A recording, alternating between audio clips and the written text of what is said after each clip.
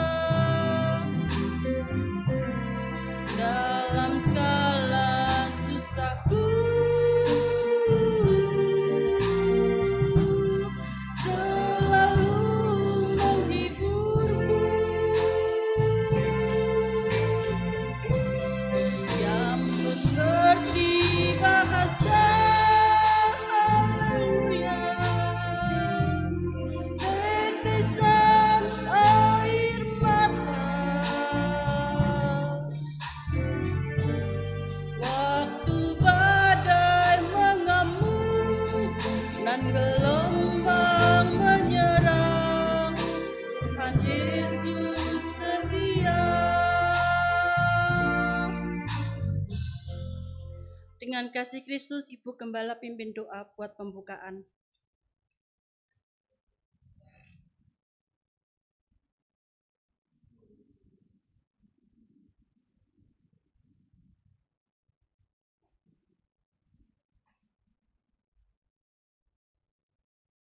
Mari kita berdoa. Terima kasih kepadamu Bapa di dalam surga. Kalau pada sore hari ini Tuhan Yesus kami diizinkan kembali Tuhan untuk bersama-sama dengan saudara-saudara kami ada di tempat ini. Tidak lain Tuhan kami ingin beribadah kepadamu. Kami ingin memuji dan membesarkan namamu Tuhan Yesus. Betapa kebaikanmu dalam hidup kami Tuhan Yesus. Terima kasih Tuhan, kami datang dengan segala kerendahan hati kami Tuhan. Engkau yang menilik hati kami. Engkau yang mengetahui keadaan kami. Tidak ada yang tersembunyi di hadapan Engkau Tuhan. Terima kasih Tuhan Yesus, terima kasih. Karena ketika kami beribadah, memuji dan membesarkan nama-Mu, kami mendengar firman-Mu Tuhan. Kami akan mendapat jawaban daripada-Mu Tuhan. Untuk setiap hal yang kami bawa kepada-Mu Tuhan Yesus. Engkau yang menghiburkan kami yang lemah. Engkau yang menguatkan kami Tuhan yang dalam kesusahan.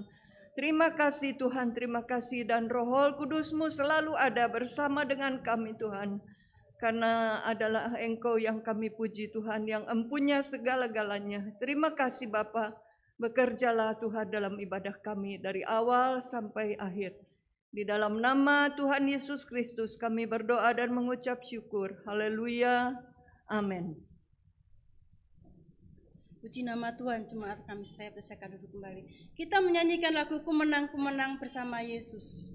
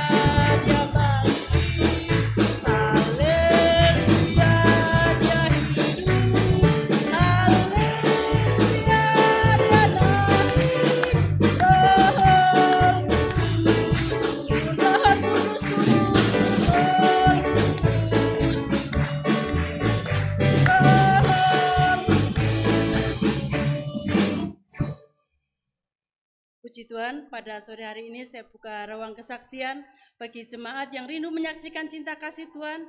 Saya undang maju ke depan. Kita mau nyanyikan pujian Lebih Dari Pemenang.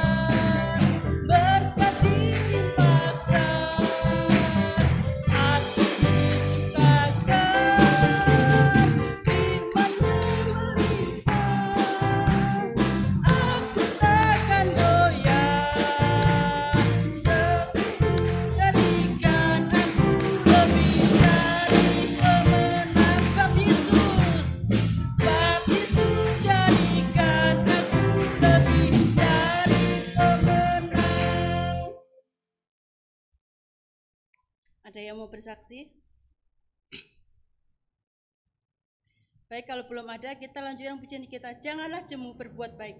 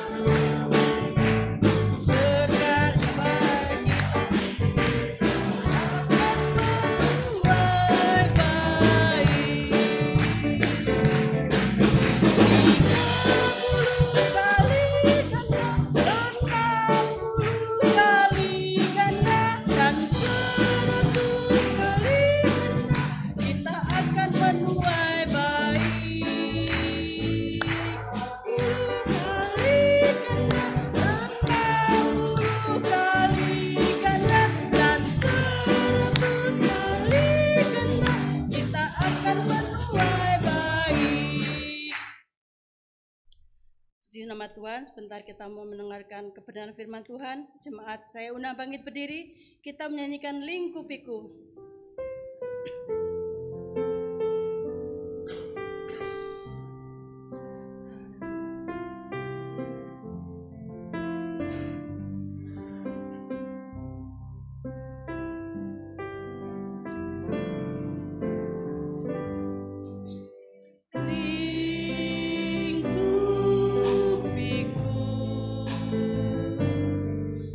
Dengan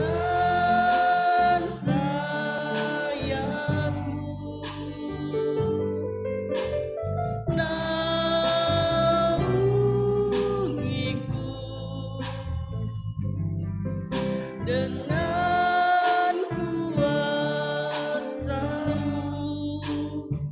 Di saat badai bergelora, ku akan terbang bersama-Mu. Bapa, Kau Raja atas semesta, ku tenang sebab Kau Allahku. Lingkupiku, lingkupiku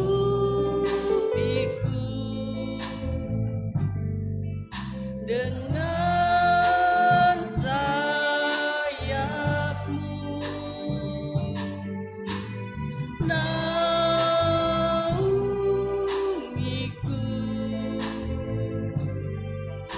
dengan kuasa-Mu. Di saat badai bergelora,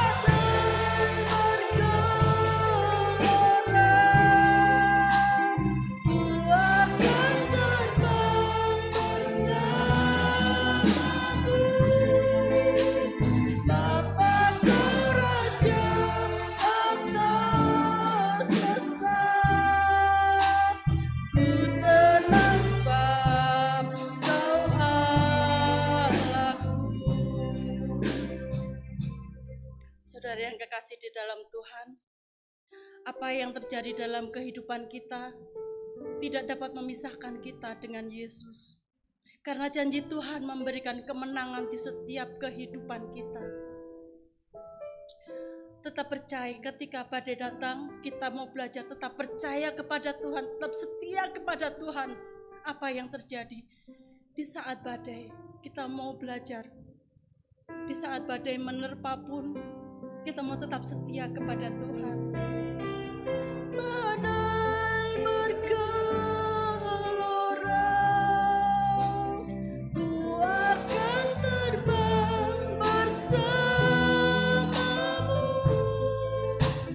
Bapa, Kau Raja atas semesta, ku tenang sebab Kau Allahku. Ku tenang sebab, ku tenang sebab Kau Allahku. Ku tenang sebab Kau Allahku.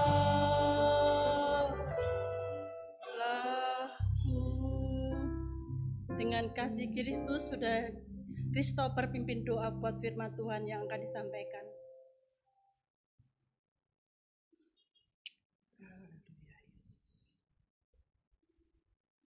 Mari kita berdoa. Bapa yang kami panggil di dalam nama Tuhan Yesus Kristus, kami mengucap syukur buat segala kebaikan kemurahan-Mu yang sungguh luar biasa dalam hidupan kami.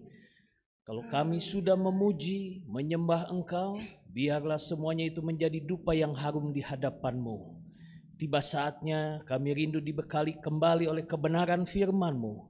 Berfirmanlah melalui lidah bibir mulut hamba-Mu. Biarlah bukakan, singkapkan setiap rahasia firman-Mu. Terlebih jadikan kami pelaku-pelaku firman-Mu.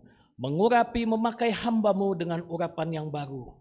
Biarlah semuanya untuk hormat kemuliaan nama-Mu. Kami sambut firman-Mu, kami terima dengan penuh ucapan syukur. Di dalam nama Tuhan Yesus Kristus kami sudah berdoa. Haleluya. Amin.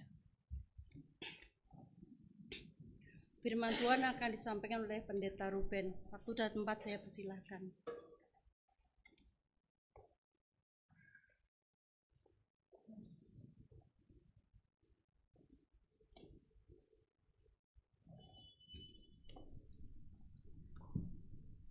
Haleluya. Haleluya. Puji Tuhan, selamat sore, selamat kita mendengarkan firman Tuhan. Terima kasih kepada Tuhan, kita semua dijaga, dilindungi oleh Tuhan, kita ada di rumah Tuhan. Banyak orang yang hari ini ingin ke gereja menikmati berkat-berkat Tuhan, tetapi mereka tidak bisa karena banyak halangan. Tetapi bagi kita bersyukur ada di rumah Tuhan. Terima kasih buat Ibu Gembala kita yang memberikan saya kesempatan untuk melayani pada sore hari ini. Mari bersama-sama kita buka Alkitab kita. Saya akan baca cerita dalam Perjanjian Lama. Hakim-Hakim pasalnya yang ke-7. Hakim-Hakim pasalnya yang ke-7. Saya baca dalam nama Tuhan Yesus Kristus. Gideon mengusir musuh. Adapun Yerubbaal, itulah Gideon, bangun pagi-pagi dengan segala rakyat yang bersama-sama dengan dia. Lalu mereka berkemah dekat mata air Harod. Perkemahan orang Midian itu ada di sebelah utaranya dekat Bukit Mor di lembah. Berfirman, terlalu banyak rakyat yang bersama-sama dengan engkau itu daripada yang ku kehendaki untuk menyerahkan orang Midian ke dalam tangan mereka. Jangan bermegah-megahkan diri terhadap aku sambil berkata, tanganku sendirilah yang menyelamatkan aku. Maka sekarang serukanlah kepada rakyat itu demikian, siapa yang takut dan gentar, biarlah dia pulang, enya dari pegunungan Gilead. Lalu pulanglah 22.000 orang dari rakyat itu, dan tinggallah 10.000 orang. Tetapi Tuhan berfirman kepada Gideon, masih terlalu banyak rakyat, suruhlah mereka turun minum air, maka aku akan menyaring mereka bagimu di sana. Siapa yang kufirmankan kepadamu, inilah orang yang akan pergi bersama-sama dengan engkau, dialah yang akan pergi bersama-sama dengan engkau. Tetapi barang siapa yang kufirmankan kepadamu, inilah yang tidak akan pergi bersama-sama dengan engkau, dialah yang tidak akan pergi. Lalu Gideon menyuruh orang itu turun minum air, dan berfirmanlah Tuhan kepadanya, barang siapa menghirup air dengan lidahnya seperti anjing menjilat, haruslah kau kumpulkan sendiri. Demikian juga semua orang yang berlutut untuk minum. Jumlah orang yang menghirup dengan membawa tangannya ke mulutnya ada 300 orang. Tetapi yang lain dari rakyat itu semuanya berlutut minum air. Cerita ini adalah cerita tentang bagaimana orang Israel pada waktu pemerintahan zaman hakim-hakim. Di zaman hakim-hakim, orang Israel, bangsa Israel itu mempunyai musuh yang banyak. Ada orang Filistin, ada orang Amalek, ada orang Midian yang selalu berperang mengusik orang Israel. Tetapi kita lihat di sini bahwa orang Israel menang dan kalah ditentukan bagaimana kesetiaan mereka kepada Tuhan. Kalau mereka setia kepada Tuhan, maka musuh yang menyerang mereka pasti kalah. Tetapi pada waktu orang Israel tidak setia, mereka berbuat dosa, melanggar hukum Tuhan, pasti mereka kalah. Di sini kita bisa pelajari bahwa ternyata kemenangan orang Israel bukan karena mereka jago perang, bukan karena alat perang mereka yang luar biasa, tetapi semua tergantung kepada Tuhan. Dan sekarang cerita ini menceritakan orang Israel sedang mempunyai musuh besar, ya. Musuh yang luar biasa, orang Midian. Maka orang Israel pun di bawah pimpinan Gideon siap untuk berperang. Tetapi Tuhan berkata, terlalu banyak orang yang bersama-sama dengan engkau. Coba kamu suruh, siapa yang takut dan gentar, suruh mereka pulang. Waktu Gideon suruh pulang, ada 22.000 yang pulang. Yang takut perang, tinggal 10.000 loh. Nah, Alkitab berkata bahwa kita itu seperti orang yang sedang berperang. Setiap hari kehidupan kita itu seperti orang berperang. Siapapun juga dia, kita ditempatkan oleh Tuhan di Cianjur. Hari ini kita sedang berperang. Berperang mencari nafkah, berperang melawan penyakit, berperang melawan hal-hal yang tidak baik. Tetapi 22.000 orang pulang, belum perang loh itu loh, sudah pulang. Dan Tuhan bilang, terlalu banyak orang ini. Coba aku perintahkan, katanya nanti siapa yang saya suruh ke sebelah sini, kau ke sebelah sini. Ke sebelah sana, ke sebelah sana. Cara apa? Tuhan menyuruh Gideon menguji orang-orang itu. Dengan apa? Cara mereka minum.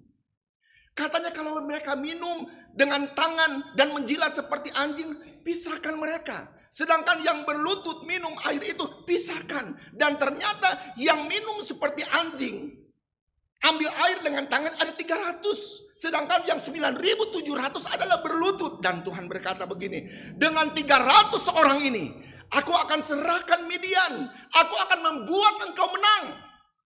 Ya, anjing selalu bicara soal binatang yang setia. Beberapa waktu lalu pendeta Nemo Bahari bicara soal anjing yang setia sama profesornya di Jepang sampai dia mati. Anjing adalah lambang binatang yang setia. Sedangkan dalam pelajaran GPDI 300 adalah angka menunjukkan orang-orang yang menang karena kesetiaan mereka. Dan kita bisa melihat di sini bahwa 300 ini adalah orang-orang yang sudah teruji. 300 orang ini akhirnya menjadi orang yang menang. Mereka sudah teruji dalam waktu yang lama. Sehingga Alkitab berkata, Tuhan berkata, 300 orang ini yang akan memberikan kemenangan kepada engkau. Haleluya, puji Tuhan. Haleluya. Cara berpikir Tuhan beda dengan cara berpikir manusia. Strateginya Tuhan itu beda dengan strategi manusia. Kalau manusia selalu berpikir, kalau banyak hebat, kalau besar hebat. Kalau semakin banyak orang akan semakin mudah menang dalam peperangan. Ternyata Tuhan tidak loh. Tuhan tidak membutuhkan yang banyak. Tetapi di sini 300. Tetapi orang-orang ini adalah orang-orang yang sudah teruji imannya. Ada orang-orang yang sudah terlatih. Ada orang-orang yang setia. Tuhan Yesus mau gereja ini dari lantai bawah, lantai sini sampai atas penuh dengan jemaat. Penuh dengan orang-orang yang bertobat dan terima Yesus sebagai Tuhan dan Juru Selamat. Saya percaya Ibu Gembala juga seperti itu. Kita semua jemaat rindu gereja ini penuh dari lantai bawah, lantai utama, sini balkon penuh dengan jemaat Tuhan. Tetapi yang dipertanyakan, apakah penuh jemaat ini mempunyai iman yang besar? Apakah kalau gereja ini penuh dengan orang, 1000 orang kebaktian di sini, apakah orang itu setia? Yang dibutuhkan oleh Tuhan ternyata bukan jumlah yang besar, tetapi yang dibutuhkan oleh Tuhan adalah kedisiplinan dan kesetiaan kepada Tuhan. Besar misalnya 1000 orang kebaktian di sini. Kalau cuma untuk penuhin tempat bagaimana? Saya bilang tadi Tuhan mau tempat ini penuh. Ibu Gembala mau, kita semua mau gereja ini penuh dengan umat-umat Tuhan.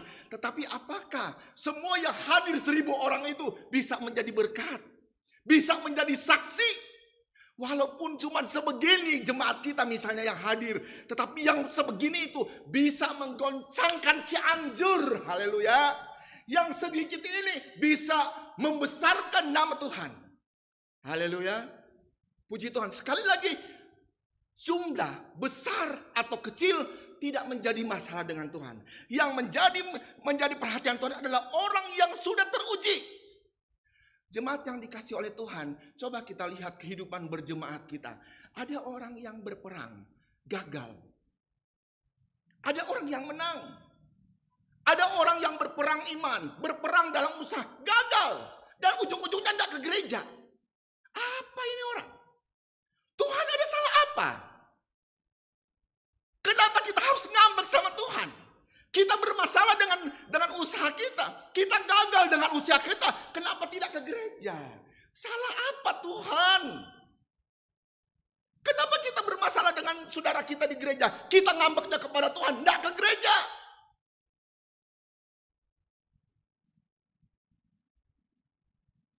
Ada orang yang menang perang, ada orang yang kalah perang. Tapi saya yakin, saya percaya yang hadir di sini adalah orang-orang yang menang perang. Amin. Haleluya.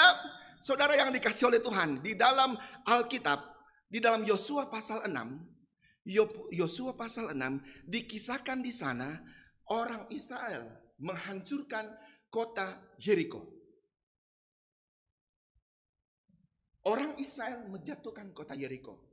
Yeriko pada waktu itu adalah kota yang besar. Kota dengan penduduk yang paling banyak. Punya tentara yang hebat. Yang lebih menakutkan lagi, tembok Yeriko itu begitu kuat. Ada 2 lapis tembok itu. Yang mengelilingi, yang melindungi kota Yeriko. Bagian dasar tembok itu lebarnya 9 meter. Bagian atas lebarnya 7 meter. Tidak mungkin ada orang yang bisa menghancurkan Yeriko. Karena Yeriko begitu kuat. Tidak ada orang Israel pun tidak bisa mengalahkan Yeriko. Yeriko begitu hebat. Dengan tentara, dengan tembok perlindungan yang begitu besar, tidak mungkin orang Israel bisa menembus, menghancurkan tembok Yeriko. Tetapi Tuhan bilang, coba kamu orang Israel keliling Yeriko. Setiap hari 1 kali, selama 6 hari. Di depan harus ada 7 imam membawa sangkakala. Di belakang mereka ada tabut perjanjian. Keliling, jangan bicara. Selama 6 hari. Hari pertama 1 kali. Hari kedua 1 kali. Hari ke-6 1 kali. Hari yang ke-7 harus keliling 7 kali. Dan Tuhan bilang sama mereka. Sama orang Israel. Pada hari yang ke-7. Waktu sudah keliling 7 kali. Mereka harus mendengar bunyi sangkakala. Kalau bunyi sangkakala itu kedengaran, orang Israel harus berteriak, harus bersorak. Dan benar, hari yang ke-7 terdengar bunyi sangkakala, orang Israel bersorak, tembok Yeriko tanpa diserang hancur. Haleluya. Hancur tembok Yeriko loh. Kenapa? Karena kesetiaan orang Israel keliling-keliling 6 hari lamanya, 1 kali, hari yang ke-7 7 kali. Kesetiaan orang Israel yang bisa menghancurkan tembok Yeriko. Yang bisa menang perang. Cuma tentara-tentara. Cuma orang-orang yang tunduk pada perintah Tuhan. Yang taat, yang setia. Jangan pernah berharap kita akan menang dalam peperangan iman. Sekarang peperangan orang percaya itu semakin besar. Ya, semakin besar. Saya dengar kesusahan ada terjadi di mana-mana. Tetapi saya lihat orang jemaat Cianjur itu biasa-biasa saja. Mereka semakin diberkati. Menang atas peperangan. Mereka keluar sebagai pemenang. Kenapa? Sudah setia. Haleluya. Haleluya. Ini Yeriko kota besar loh. Dihancurkan cuma dengan apa? Kesetiaan orang Israel yang taat sama Tuhan. Tetapi dalam cerita selanjutnya dalam Yosua pasal 7 dikisahkan di sana ada satu kota kecil namanya Ai. Tuhan bilang serang itu Ai. Ai itu jauh lebih kecil daripada Yeriko. Penduduknya cuma sedikit. Tentaranya juga tidak hebat-hebat. Waktu Yosua kirim pengintai di sana, pengintai pulang dan bilang, aduh kecil. Sedikit itu pasti kalah. Nggak usah banyak orang yang serang dia. Sedikit saja, 3.000 aja tentara yang serang dia. Tetapi Alkitab pasal 7 ayat 1 berkata begini. Tetapi orang Israel berubah setia dengan mengambil barang-barang yang dikhususkan itu. Karena Akan bin Karni bin Sabdi bin Sera dari suku Yehuda mengambil sesuatu dari barang-barang yang dikhususkan itu. Lalu bangkitlah murka Tuhan terhadap orang Israel. Yang kecil loh. Tadi Yeriko yang begitu besar yang tidak mungkin dikalahkan hancur. Sekarang kota yang kecil, penduduknya kecil, krempeng-krempeng, kurus-kurus, tentaranya, waduh minta ampun. Kecil-kecil. Tetapi waktu mereka serang 3.000 orang itu, kalah kabur. Malah ada berapa puluh orang yang meninggal, yang dibunuh oleh orang Ai. Kenapa? Israel berubah setia. Kalau kita kalah dalam peperangan iman, kalau kita kalah dalam masalah hidup, kalau kita kalah dalam berusaha, kalau kita kalah dalam berdagang, periksa diri. Jangan salahkan orang lain. Mungkin kita sudah tidak setia sama Tuhan. Kita sudah tidak setia lagi sama gereja. Kita sudah tidak setia lagi kepada pimpinan kita. Periksa, jangan salahkan siapa-siapa. Orang Israel, firman Tuhan berkata, mereka berubah setia. Berubah setia dari kesetiaan mereka. Berubah tidak setia. Oleh sebab itu mereka kalah perang. Dihancurkan, lari terbirit-birit. Malah ada orang Israel yang kalah, yang dibunuh oleh orang Ai. Saudara yang dikasihi oleh Tuhan Yesus Kristus. Tuhan tidak mau kita kalah. Tuhan akan membuat kita jadi pemenang. Om Yoyo punya lagu, malah kita itu adalah apa? Lebih dari pemenang. Tapi Tuhan bilang, setia dulu pada perkara yang kecil. Maka aku akan mempercayakan kepada hal-hal yang besar. Bagaimana mungkin kalau cuma kolektan kita tidak setia? Ya. Bagaimana mungkin kalau cuma kita penerima tamu, kita tidak setia? Harus off-offan. Kenapa enggak jadi penerima tamu? Off dulu. Kenapa? Ada sesuatu. Salah apa Tuhan? Salah apa Tuhan? Jadi sekali lagi, orang yang menang cuman orang yang setia. Haleluya. Kalau bicara soal perang, tidak akan terlepas dari tentara, prajurit, tidak akan terlepas dari komandan. Yang berperang itu tentara, yang berperang itu prajurit. Beberapa waktu yang lalu, Ibu Pendeta Helga Awonda tuh sudah singgung itu di dalam 2 Timotius pasal 2 ayat 3 tentang seorang prajurit. Bicara soal perang itu tidak lepas dari prajurit, tidak lepas daripada tentara. 2 Timotius 2 ayatnya yang ketiga. 2 Timotius 2 ayat 3 firman Tuhan berkata begini, ikutlah menderita sebagai seorang prajurit yang baik dari Yesus Kristus. Seorang prajurit yang sedang berjuang, tidak memusingkan dirinya dengan soal-soal pengharapannya, supaya dengan demikian ia berkenan kepada komandannya. Paulus sedang berbicara bahwa prajurit. Dan prajurit yang dimaksudkan oleh Paulus adalah orang-orang yang berkemenangan. Prajurit yang dimaksudkan oleh Paulus itu adalah jemaat GBD Cianjur. Prajurit yang dimaksudkan oleh Paulus adalah kita, hamba-hamba Tuhan, pelayan-pelayan Tuhan, yang katanya jadilah prajurit yang baik, yang mau menderita bagi Kristus. Komandan itu adalah Yesus Kristus. Saudara yang dikasihi oleh Tuhan, setiap negara punya tentara, punya prajurit. Tetapi untuk menjadi prajurit ada syaratnya. Karena kita orang Indonesia, hidup di Indonesia. Untuk menjadi prajurit Indonesia, menjadi TNI, ada syaratnya. Syaratnya apa? Pertama, harus warga negara Indonesia. Tidak boleh orang Malaysia mau jadi tentara Indonesia. Nggak bisa. Harus warga negara Indonesia. Yang menjadi tentara di Indonesia cuman punya 1 paspor. Tidak boleh punya 2 paspor. Tidak bisa dia punya paspor Indonesia, punya paspor apa tuh? Malaysia, nggak bisa. Seorang yang menjadi anggota Tentara Nasional Indonesia harus mencintai NKRI, Negara Kesatuan Republik Indonesia. Itu tentara di Indonesia. Tidak boleh dari orang asing. Harus warga negara Indonesia. Jemaat yang dikasihi oleh Tuhan. Firman Tuhan Filipi 3 ayat 20 berkata, kewargaan kita adalah dari surga. Ingat, kita itu warga surga. Kita warga negara surga loh. Karena kita warga negara surga, kita harus mentaati hukum-hukum surga. Harus mentaati hukum-hukum Alkitab, hukum-hukum firman Tuhan. Orang kita warga negara surga. Tidak boleh melawan. Kenapa? Kita warga negara surga. Tetapi kita juga warga negara Indonesia. Kita harus taati aturan di Indonesia karena kita warga negara Indonesia. Kita juga adalah warga gereja. Untuk menyatakan kesetiaan kita kepada Tuhan, Tuhan bikin institusi gereja. Kita warga gereja. Dan gereja kita gereja Pantekosta di Indonesia. Amin.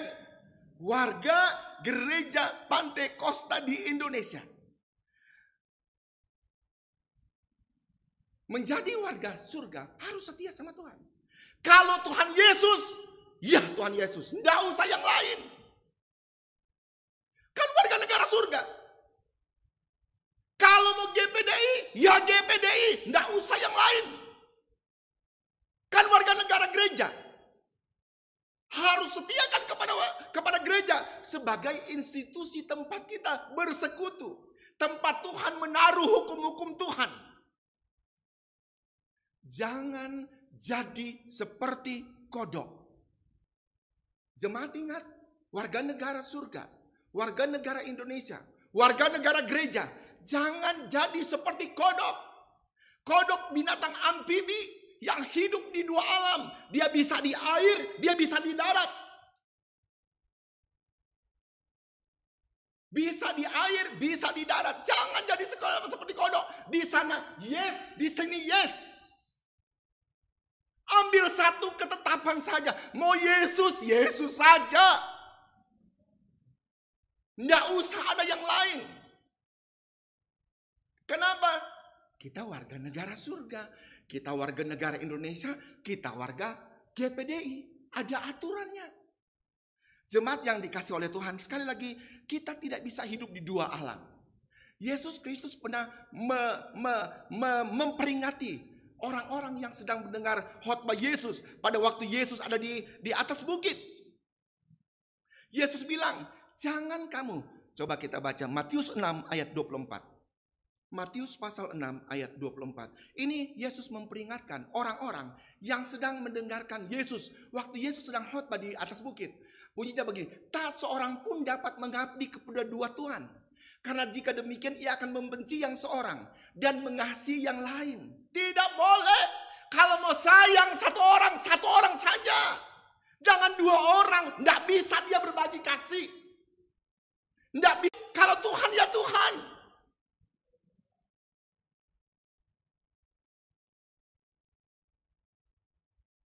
Karena katanya, kalau kamu mengasihi yang satu, kamu akan membenci yang lain.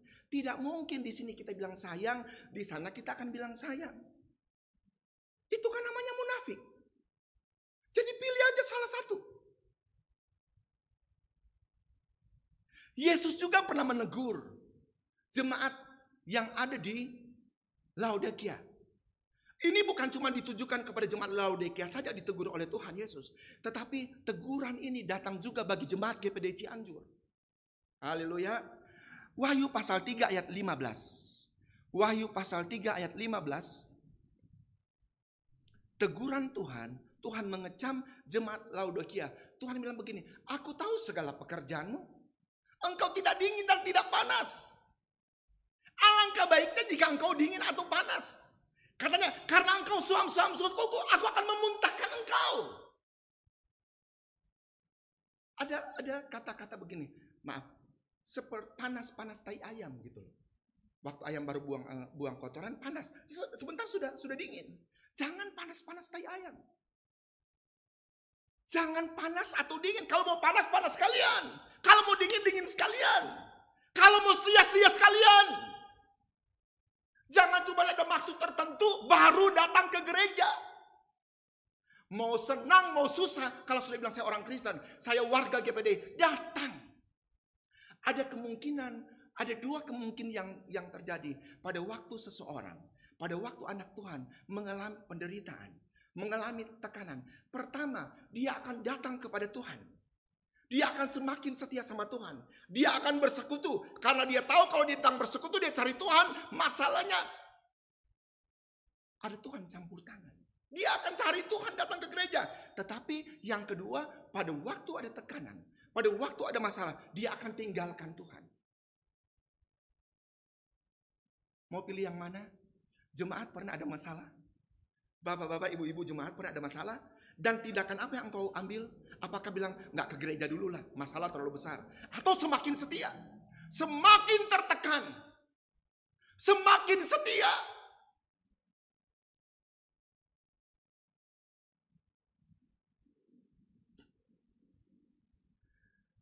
Tuhan menegur jemaat yang ada di Laodikia. Jangan suam-suam kuku. Kalau engkau suam-suam kuku saja katanya, aku akan memuntahkan engkau. Muntah itu sesuatu yang jijik, sesuatu yang najis, sesuatu yang kotor. Anak-anak Tuhan yang pernah mengalami kasih karunia Tuhan, yang sudah hidup dengan Yesus Kristus, kemudian dia suam-suam kuku, tidak panas, tidak dingin, tidak setia, tidak pergi sana. Tuhan akan muntahkan dia menjadi barang yang menjijikkan, barang yang tidak berharga, barang yang najis. Oleh sebab itu mari kita tetap setia sama Tuhan. Dalam kondisi apa saja. Haleluya. Dalam situasi apa saja. Puji Tuhan. Kemudian Ayatnya yang keempat, 2 Timotius 2 ayat 4. Seorang prajurit yang sedang berjuang tidak memusingkan dirinya dengan soal-soal penghidupannya, supaya dengan demikian ia berkenan kepada komandannya. Seorang prajurit yang sedang berjuang, yang sedang perang katanya, tidak usah memikirkan dirinya. Saya bilang tadi di awal, kita itu orang perang. Dan kita sekarang sedang perang. Tuhan menempatkan kita di Cianjur, bukan di atas kapal pesiar. Yang ada kolam renangnya, yang ada karaoke-nya, yang ada restorannya. Tetapi Tuhan tempatkan kita di Cianjur, di atas kapal perang. Haleluya. Yang setiap saat ditembak oleh musuh. Tuhan bilang, aku memanggil engkau bukan cuma untuk percaya kepada Yesus Kristus, tapi juga untuk menderita bagi Yesus Kristus. Jangan pernah pikir kalau jadi orang Kristen dia akan enak-enak saja. Akan ada kesusahan, akan ada penderitaan. Seorang prajurit yang sedang berjuang tidak usah memikirkan dirinya. Tentara kalau perang tidak usah pikirkan keluarganya. Kenapa? Ada gaji dari pemerintah. Iya kan? Ada tunjangan-tunjangan, dilindungi oleh pemerintah. Dia tugasnya apa? Perang saja. Nggak usah pikirin diri sendiri. Ada asrama kok tinggal, tentara di Rider 300, tinggal di sana. Ada tempat tinggal. Nggak usah pusing kontrak, beli rumah, ada disiapin di Rider 300. Nggak usah pikirin soal makan, ada beras yang dikasih, ada gaji yang dikasih. Jadi tidak usah pikir, katanya perang saja. Biar katanya kita akan menyenangkan hati daripada komandan kita. Tadi saya bilang bahwa prajurit itu jemaat GPD Cianjur. Komandan itu adalah Yesus Kristus. Waktu kita kerja baik, nggak mungkin komandan kita tutup mata. Tidak mungkin komandan kita, Yesus Kristus akan membiarkan kita. Kalau kita kerja baik, tidak memusingkan dirinya. Haleluya. Haleluya. Tidak melihat mau hujan. Tidak mau lihat tidak ada mobil. Tetap datang, tidak usah pusingkan soal itu. Kerja saja. Om Yoyo bilang, kerja saja bagi Tuhan. Urusan yang lain-lain itu bagian Tuhan, bukan bagian kita. Haleluya. Kebaktian saja, setia saja sama Tuhan. Urusan lain-lain itu urusan Tuhan, bukan kita. Kita kan banyak kali mau tolong Tuhan dengan cara kita. Tetapi waktu kita seperti mau tolong Tuhan dengan cara kita, Tuhan tersinggung loh. Tuhan disisihkan. Katanya komandannya akan disenangkan kalau seseorang prajurit itu kerja saja. Mati pun prajurit itu tidak ada masalah. Kenapa? Akan ditanggung oleh pemerintah. Kalau dia mati perang di mana, naik pesawat itu mayatnya. Ada pensiun. Malah akan naik satu tingkat, pangkatnya lebih tinggi lagi kalau dia mati dalam peperangan. Ada penghargaan khusus yang Tuhan berikan. Dan saya mau berkata, di Cianjur kita bebas memuji Tuhan. Kita bebas menyembah Tuhan. Jemaat jangan kebablasan karena begitu aman kita di sini. Bisa bawa Alkitab, naik angkot bawa Alkitab. Di tempat lain Alkitabnya dimasukin di kresek, masukin di dalam tas, biar nggak dilihat oleh orang. Di sini kita begitu bebas. Di sini tidak ada ISIS yang menaruh pisau, yang menaruh senjata di sini. Mau kebaktian apa enggak? Kalau kebaktian kamu mati. Enggak ada, aman di sini. Di tempat lain hari ini orang Kristen sedang berjuang cuman untuk kebaktian 1 jam. Sedang berjuang dia, kenapa? Ada ISIS, ada FPI, ada segala macam tetek bengek. Kita di sini aman. Kenapa kita tidak mempergunakan keamanan ini, fasilitas yang Tuhan berikan dengan meningkatkan kesetiaan kita kepada Tuhan? Haleluya. Tidak ada ancaman bagi kita. Oleh sebab itu firman Tuhan berkata ayat 4, seorang prajurit yang sedang berjuang tidak memusingkan dirinya dengan soal-soal penghidupannya, supaya dengan demikian ia berkenan kepada komandannya. berkenan kepada Tuhan. Saya mau waktu saya meninggal nanti, Tuhan Yesus berkata begini, sabaslah engkau wahai hambaku yang setia. Sabaslah engkau hai Ruben hambaku yang setia. Mari masuklah. Kita akan makan bersama-sama. Tetapi jangan sampai waktu kita meninggal, kita dengar Tuhan berkata begini, pergilah engkau hai pembuat kejahatan, aku tidak mengenal engkau. Saya berdoa supaya nanti waktu kita dipanggil Tuhan, pada saatnya nanti kita akan mendengar suara Yesus yang merdu. Dan dia berkata, sabaslah engkau hai jemaat GPDI Cianjur yang setia. Marilah bersama-sama dengan aku, kita akan bikin pesta besar. Haleluya, haleluya. Tuhan Yesus memberkati kita semua. Nanti kita akan nyanyikan pujian, setia-setialah, setia sampai mati. Haleluya Tuhan. Terima kasih Tuhan. Terima kasih Tuhan Yesus. Haleluya, haleluya, haleluya. Glory Tuhan. Haleluya Yesus. Amin. Terima kasih Tuhan Yesus. Setia, setialah, setia sampai mati, seperti Tuhan Yesus.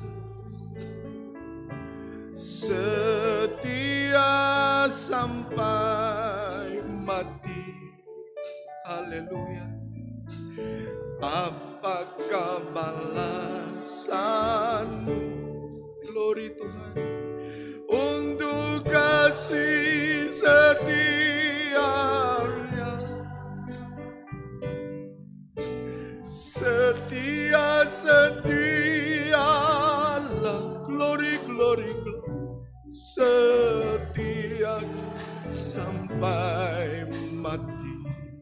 Glory, haleluya. Setia, setialah, setia sampai mati, seperti Tuhan Yesus. Setia sampai mati. Haleluya. Oh, apakah balasanmu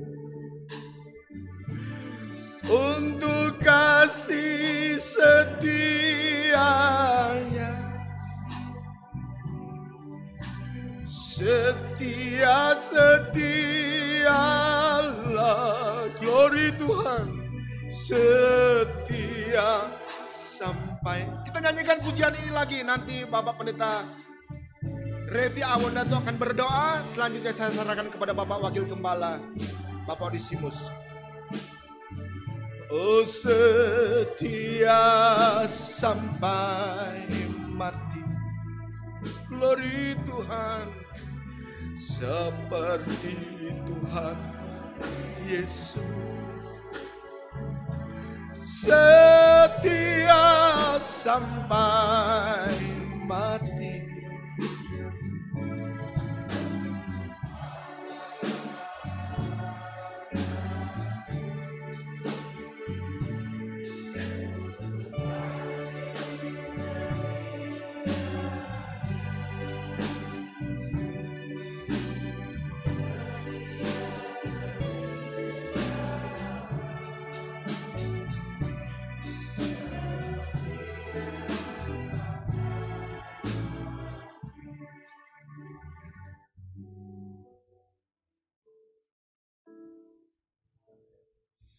Mari kita berdoa.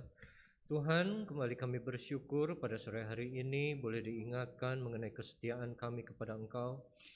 Biarlah firman-Mu boleh meneguhkan iman setia kami. Jangan sampai kami berubah kesetiaan kami seperti bangsa Israel, Tuhan.